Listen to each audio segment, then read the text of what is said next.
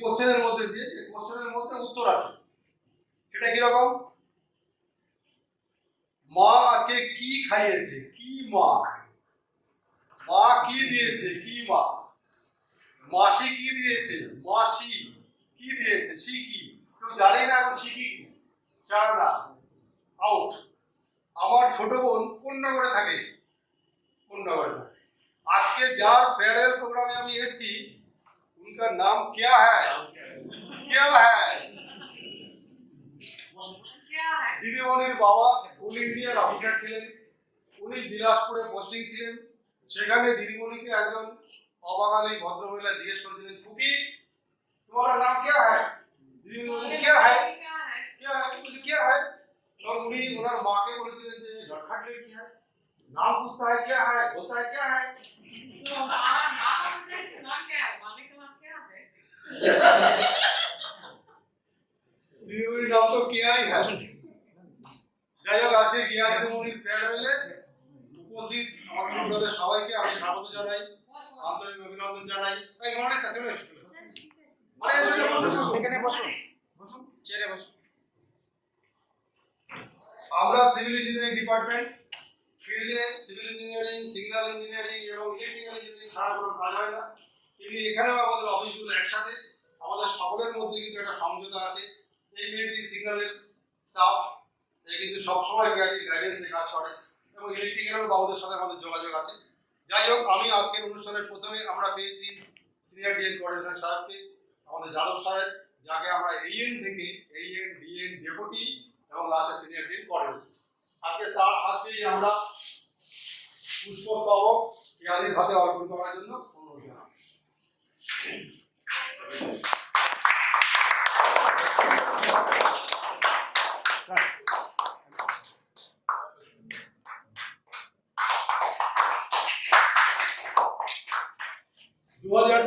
জানুয়ারি থেকে যারা রিটায়ার করছেন তাদেরকে আমরা আমাদের রেলের খুব প্রেস্টিজিয়াস মডেল এই ইঞ্জিন ফেয়ারি কুইন এটা আমরা গিফট করছি এবং এর আইডিয়াটা আমাদের দিদিমণিরই দেওয়া দিদিমণি তার এক বন্ধু বান্ধবী শিয়ালদা থেকে রিটায়ার করলেন তাকে এটা গিফট করেছেন তার অ্যাড্রেস নিয়ে আমি এটা যাদব সাহেবকে অনুরোধ করছি আমাদের যাদব সাহেব হাতে তুলে দেওয়া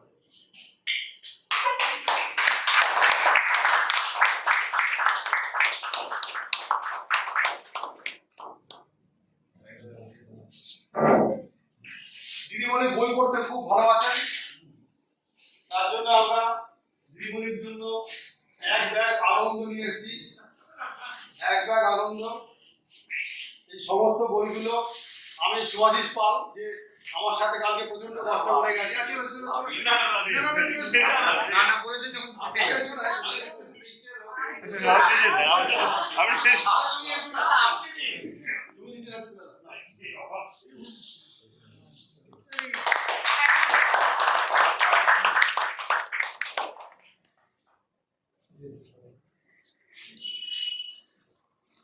अच्छा इमरान भाई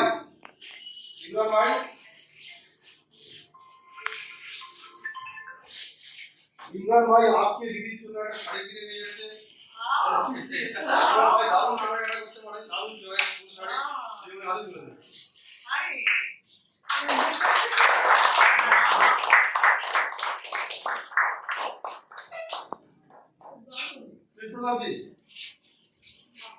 প্রতাপজি দিদিমণি তো অফিস শেষ বেড়ানো শুরু দিদিমণি কালকে কাশ্মীর চলে যাচ্ছেন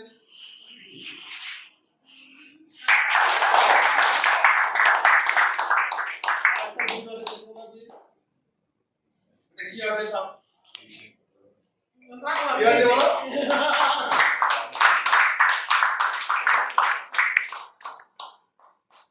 জুই দিদি এসব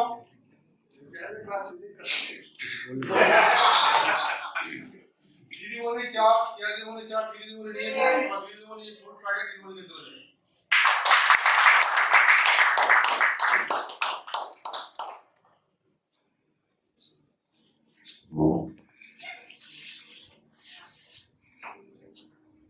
ঠিক আছে এবার আমি কাকে বলবো প্রধান বলার জন্য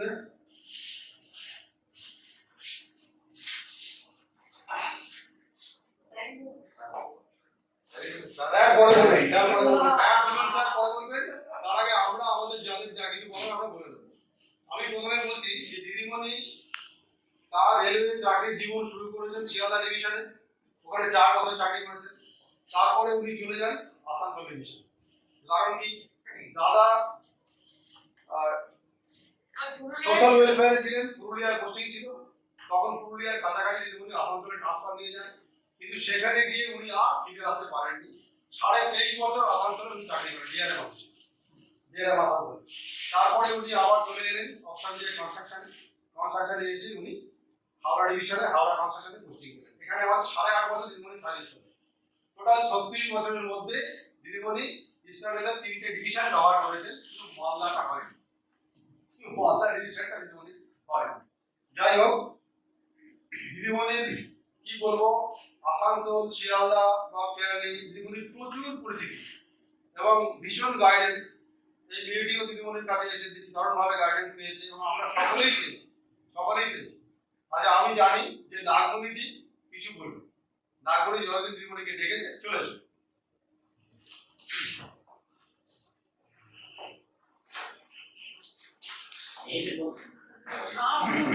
না, তুমি এখানে এসো, এখানে এসে বললে ভালো হবে। Respected civil information sir, उपस्थित सभी मेरे मित्रगण, कलीग्स, आज फिर एक हम लोग का यूनिट का एक भावुक क्षण है कि हमारी मैडम आज सेवानिवृत्त हो रही है। मैडम के साथ जितना दिन काम किया है, इनका काम करने का जो तरीका था, कुशलता जो इनका भी काफ़ी सराहनीय रहा है। किसी तरह का भी लेटर हो, पत्राचार हो, उसके विषय में जानकारी लेना हो, कैसे लिखना है, क्या करना है, कैसे जवाब देना है, दीदी इस बारे में काफ़ी प्रांगत थी। तो दीदी के बारे में बस हम इतना ही कहेंगे और आज सेवानिवृत्ति के बाद काफ़ी सुखद, आनंदमय, स्वास्थ्यमय जीवन हो, इसी प्रभु से काम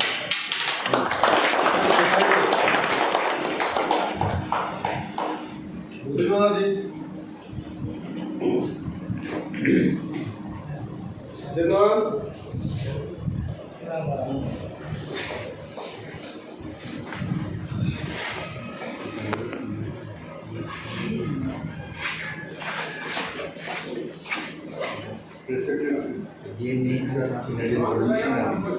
My colleagues,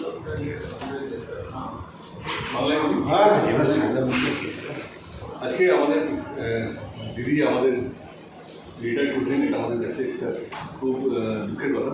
এবার দিদির কাছে তো আমরা সবসময় হেল্প গাইড সবসময় পেয়ে রেখেছি। দিদির আরেকটা ব্যাপার হচ্ছে সোভারনেস এবং style, that single in out from many others. এবং আশা করি আপনার রিটায়ারমেন্ট দিদি সুস্থ থাকবেন, ভালো থাকবেন এবং একদম কেয়ারফুলভাবেই বাকি জীবনে থাকবেন। Thank you. মোনালিসা, তুমি কি ব্যাপার বলতে দিদি সম্পর্কে দেখেছো? ঘুরে যাবে।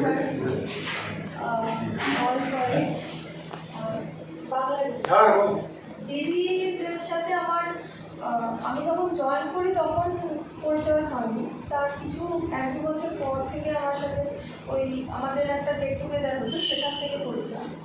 তো তারপরে তো উনি অলমোস্ট আমার ফ্যামিলি মতো, মানে ওনার অনেক গাইডেন্স, মানে আমার পার্সোনাল লাইফ, প্রফেশনাল লাইফ, তো সেখান থেকে ওনার গাইডেন্সে আমি অনেক হেল্প পেয়েছি, এখনও পাচ্ছি, নেক্সট রিটায়ারমেন্টের পরেও পাবো আশা করি। তো আপনি সুস্থ থাকুন, এটা সব।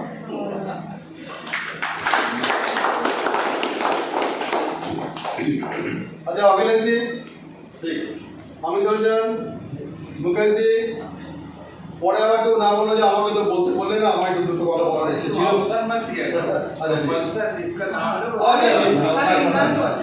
ইমরান জি, ইমরান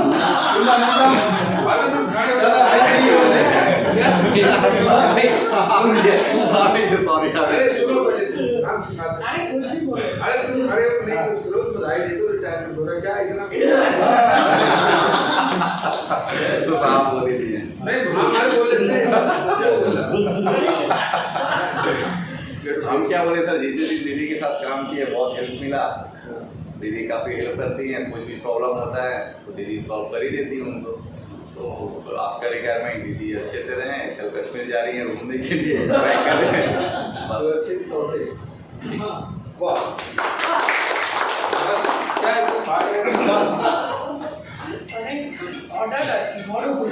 দিদির কাছ থেকে আমি যেটা সব থেকে বেশি শিখেছি সেটা হচ্ছে দিদিকে কখনো টেন্স দেখিনি, কোনো টেনশন নিয়ে কাজ করেনি। উনি আজকেও আমাকে একটা টাইটেল দিয়েছেন, টেনশন মাস্টার।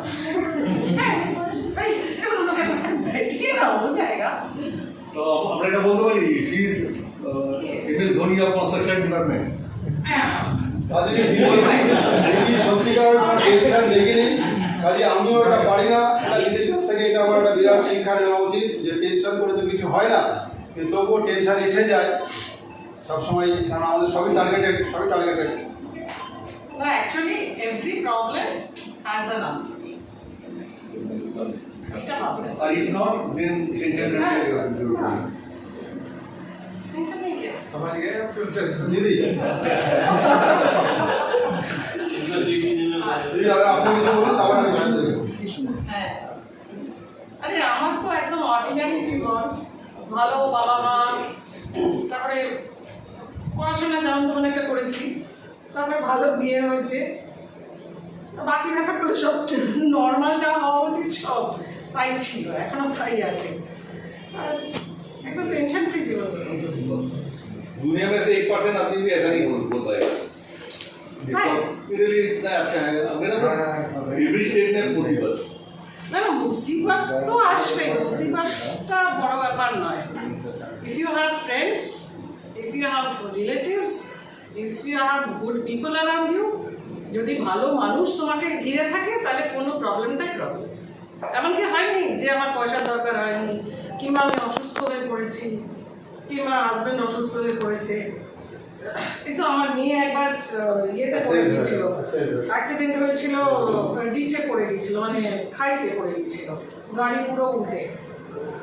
তো ওখান থেকে যে সবাই সাপোর্ট করেছে, আমি এখনো ভাবি আর কি হয়ে যায়, মানে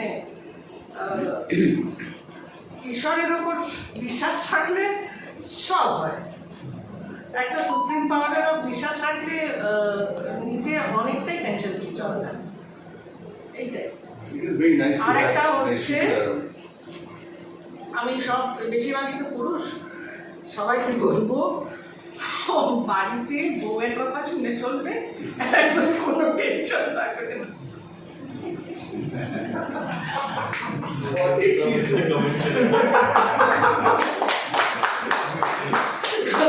আর অফিসে অফিসারের কথা কখনো না বলবে না, বারবার না বলবে না। ये कर दो, हाँ हो जाएगा, कैसे होगा वो पता नहीं। আসল কথাটা কেউ বলতে পারেন না, আপনি বলে দিলেন। না বলবে কেন? সরকারি চাকরি করছো, একদম কাউকে না বলবে না। সামনে টেবিলে এসে যে দাঁড়াবে তাকেও বলবে হ্যাঁ হো জায়গা।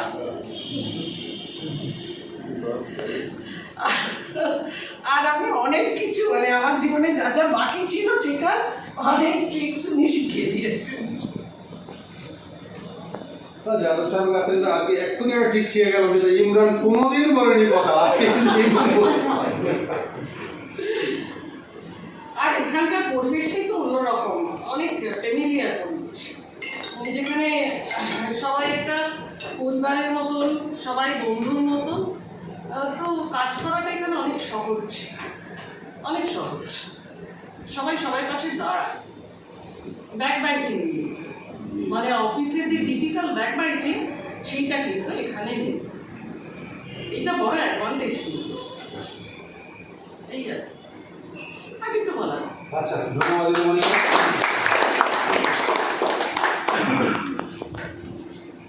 আচ্ছা, আমাদের স্যার বউয়ের কথা ভাবছি।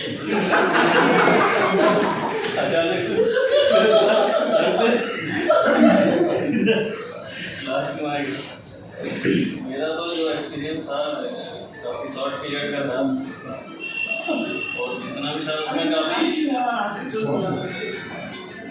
प्रॉम्प्ट और सिंसियर टाइप का मुझे वर्किंग लगा कोई ज़्यादा मतलब पेंडिंग वाला कुछ इशू रहा नहीं। काफ़ी सॉफ्ट स्पोकन और जैसा आप सबने बताया कि स्माइलिंग फेस, कोई ज़्यादा प्रेशर नहीं और सॉल्यूशन तो वैसे ही आ ही जाता है चीज़ों का। वो मुझे काफ़ी क्लियर काफ़ी मतलब अपने काम के प्रति काफ़ी क्लियर है मतलब कोई वो नहीं है, डाउट नहीं है कि जो जितना पता है उतना बोल देना है वैसा। और कोई वैसा मतलब वैसा नहीं, गलत इन्फॉर्मेशन नहीं, जैसा है सिंसियर प्रॉम्प्ट रिस्पॉन्स है। बाकी तो यही प्रार्थना है कि आगे हैप्पी हेल्दी जीवन बिताएं और रिटायरमेंट लाइफ को एंजॉय करें। कश्मीर के बाद अगला 6 महीने में एक और प्लान बनाएं।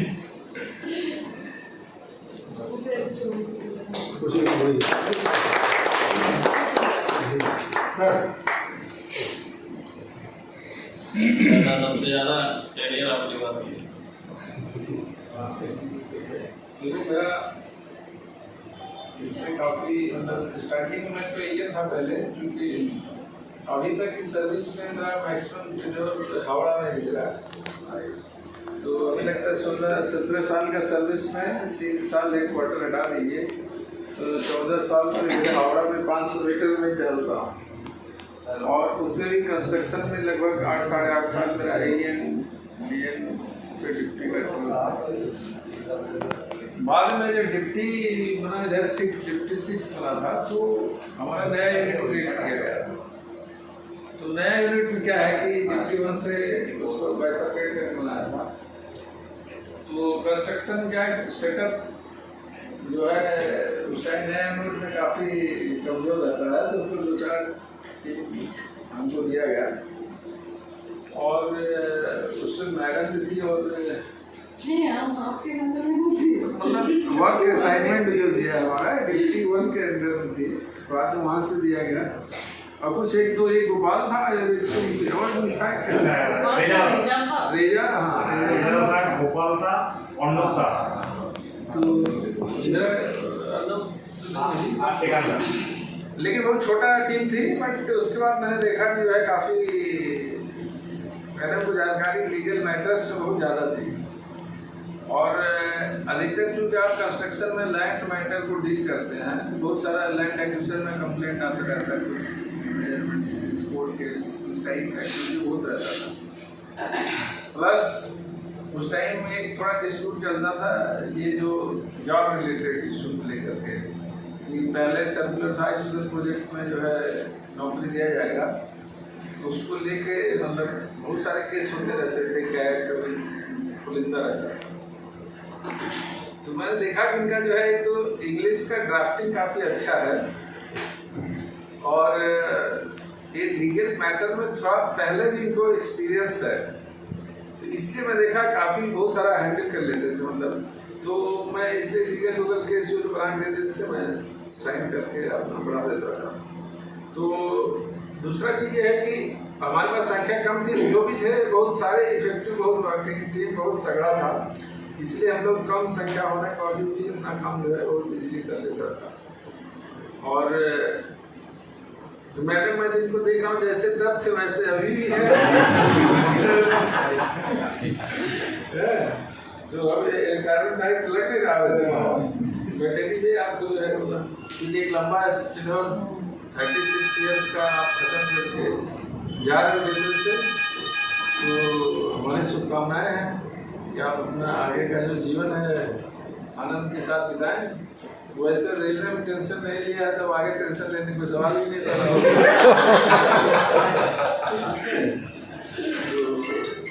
सबके साथ मैं अपनी बात समाप्त करता हूँ और आपको जो है फिर से बधाई देता हूँ। हाँ ये सही है।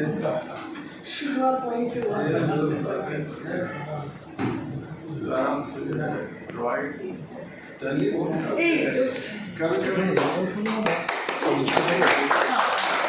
मतलब इधर आइएगा तो हम लोग से मिल लिया करिए हाँ, और बहुत अच्छी फोन जगह करें। घूमने जाएंगे, गिफ्ट उफ्ट लेके आएंगे। Thank you sir.